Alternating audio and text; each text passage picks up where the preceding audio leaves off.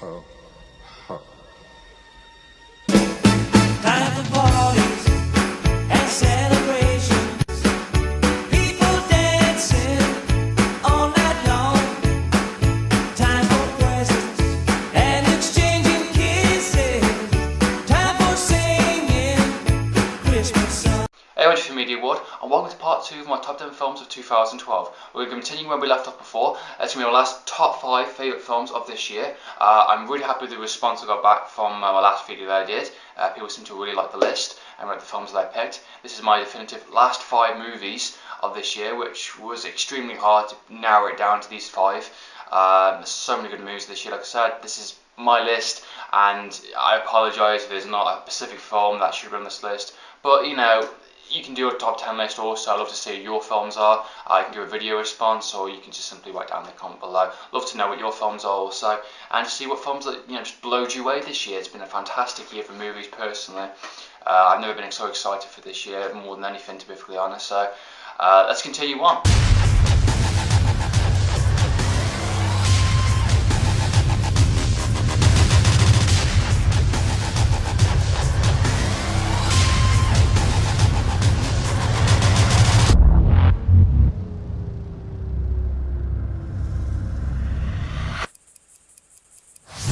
Number 5, we have Looper, an absolutely fantastic movie which features Joseph Gordon-Levitt and Bruce Willis.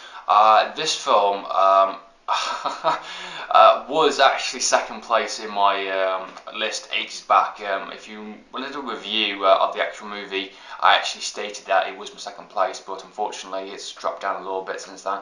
Not because it's a bad movie or anything, it's absolutely fantastic, excellent, I love this movie. It's because of the movies that have just shined more, have done something more for me, or the build-up's been more. This was kind of a movie which was kind of a, was better, miles better than I thought it would have going to be, to be perfectly honest. When I first saw the trailers, I loved the idea. I'm a huge time travel type person, love Doctor Who. I love my time travel like movies, you know, like Time Crimes, Triangle, that type of movies and stuff. And I was really intrigued to see what this movie is. And when I went to cinemas and watched it, I got so much more out of this movie, which I was so much happy at the end of it. So I was expecting just a very simple kind of action movie, you know, chase fella, but it was so much more than that. It was a drama, really. It focused more on the characters than it did on the actual sci-fi. The sci-fi was an important aspect of it, but it focused on who these characters were, you know, about their timelines and just who were, you know, it's the idea of like just talking to your older version of yourself, and he's been through certain key events, and of course the time has changed now because by him changing the past and stuff, you're going on a different kind of path, and it's interesting. I like the idea of that, and I love what the movie explores, and I love how it interacts with the kind of, you know, time travel ideas. You know, it works really, really well, and I was seriously blown away by this movie.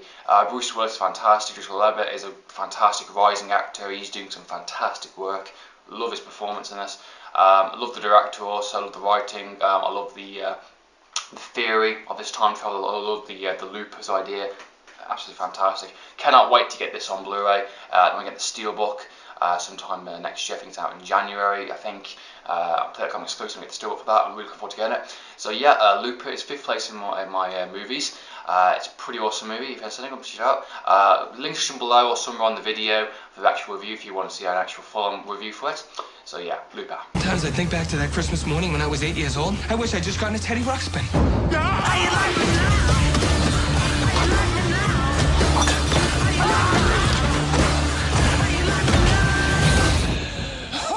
Why are you crying? My junk gets squished by the TV.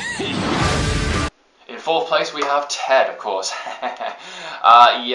This is probably one of the funniest movies I've seen this year, hands down.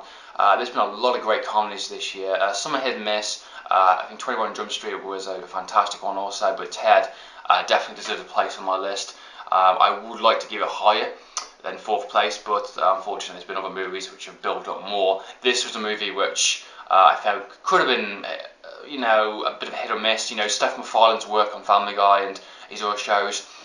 For me, I really like Family Guy. I really like American Dad, I like the Cleveland Show and type of stuff, and I like his humour, I like his comedy. But transferring that to an actual film is going to be interesting, and I was really curious to see what he was going to do with that.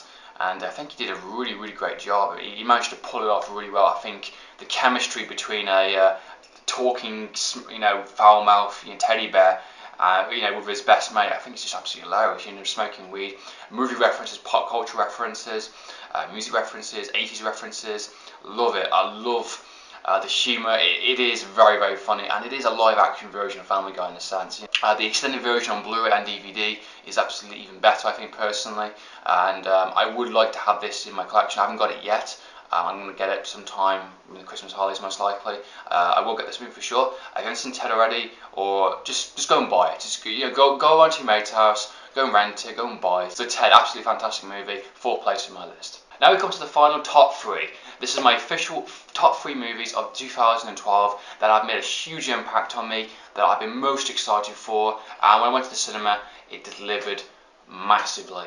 And I'm so happy that these movies were released, and so happy they're all done so well, and they've been some of the biggest movies of 2012. Been an absolutely fantastic year.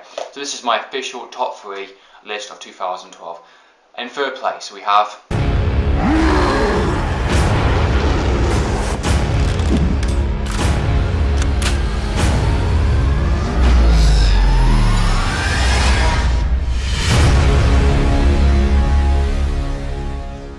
Avengers, of course. Yes, I've got my copy of the Avengers Blu-ray Steelbook. Absolutely fantastic. I love the Steelbook. I love the movie on Blu-ray. Fantastic.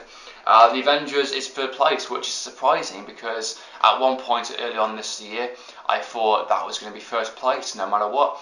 The Avengers was a huge build-up all the way since from 2008, the first Iron Man movie, and did all these movies like pre-Avengers, like Captain America, Incredible Hulk, for all these other movies, pre-Avengers movies leading up to this movie, and it was going to be a massive hit or miss, and everyone was riding on this movie to be so fantastic. To see all these characters put together, their personalities, their kind of mannerisms, it was interesting to see, and I was really curious to see how they're going to pull it off. And as I was seeing the trailers and stuff, I was like, yeah, this is looking good, it's looking good. And when I went to see the movie at the cinemas, I was like, yes, thank you, you managed. Joss Whedon, genius. You directed this movie, you co-wrote it also.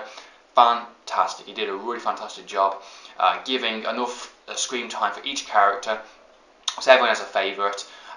Give enough time, get the dialogue right as well. Make some little tweaks and changes. Absolutely fantastic. I thought performances, but all the actors were top notch, top of their game. I thought Chris Evans' performance as Captain America was much better in this movie than he was in Captain America, first movie, personally. With Mark Ruffalo also played the Incredible Hulk. That was an interesting character because Edward Norton wasn't going to be in this movie, so it was interesting to see if they get the Hulk right, and they managed to pull it off brilliantly. They managed to make him talk now. He's a bit more in control of the character, and you can watch this movie by itself, or you could watch it. You can go in blind pretty much and watch it, just as it is, or you can watch it even with the actual pre-Avengers movies. It's better if you do because you understand the characters more, you understand who they are, where they come from, and you can get the actual little references. But absolutely fantastic movie. Really enjoyed it. Delivered hugely. I'm looking forward to the Avengers 2 also. So yeah, the Avengers, absolutely fantastic. Go and watch it. If you haven't watched it, where the heck have you been this year? It's fantastic. Go and watch it, the Avengers. In 2nd place we have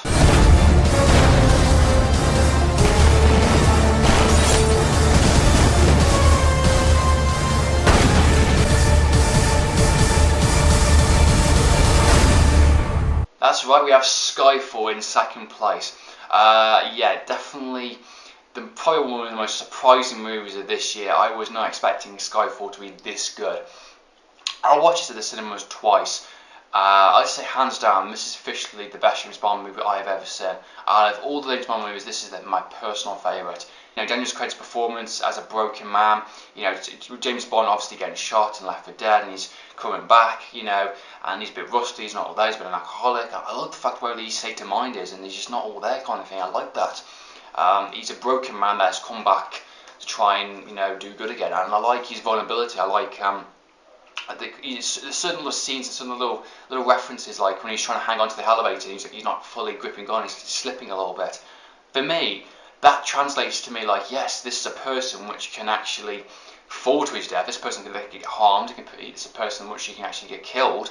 He's not just like a cool kind of secret agent which he can just sleep with women, shoot everybody with gadgets, and walk and save the day kind of thing. this is a character which you can feel, yeah, there's a tension there, there's a danger which this character could get very, very injured, and I like that, you know, I like that kind of burning tension when I'm watching the movie. And I like the background of his character, James Bond's character in Scotland. I love the villain. The villain is really fantastic, not a typical comic book villain. He's a very different one, very unusual type of character. Perfect match for James Bond. Excellent movie. Cannot wait to get this on Blu-ray. I've pre-ordered the Steelbook already.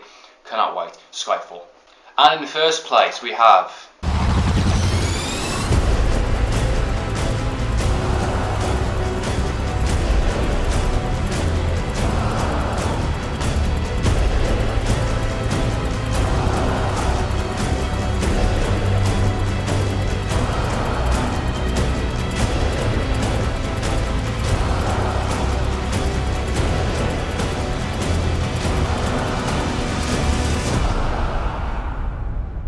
that is right, we have The Dark Knight Rises, an absolutely amazing film.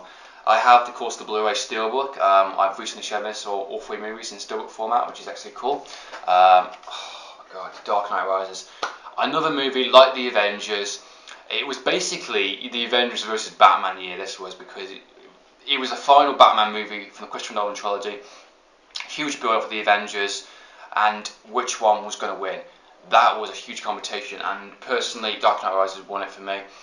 I wanted a third installment of a trilogy that was better than the first two, but it did work very, very well. Even though I like the first two movies, I think the second one is still one of my personal favourites. I think the third one was better than the second one myself. I felt it was more epic. I felt it was more menacing. It was the story I thought was a bit more like, just, you know, you've basically, Batman has won his kind of challenge now. He's a bit of a broken man, like you know, James Bond was before, and he's trying to like find his purpose now. You know, what does he do? You know, he's managed to save the city, managed to save Gotham, and he's just kind of rolling on in his mansion. You know, he's a bit of a broken man. He's got lots of injuries, and he just doesn't know what to do with himself. You know, and I like that. It's that idea of like, he doesn't fear death anymore. He wants to die, and he wants to be destroyed. He wants to be killed.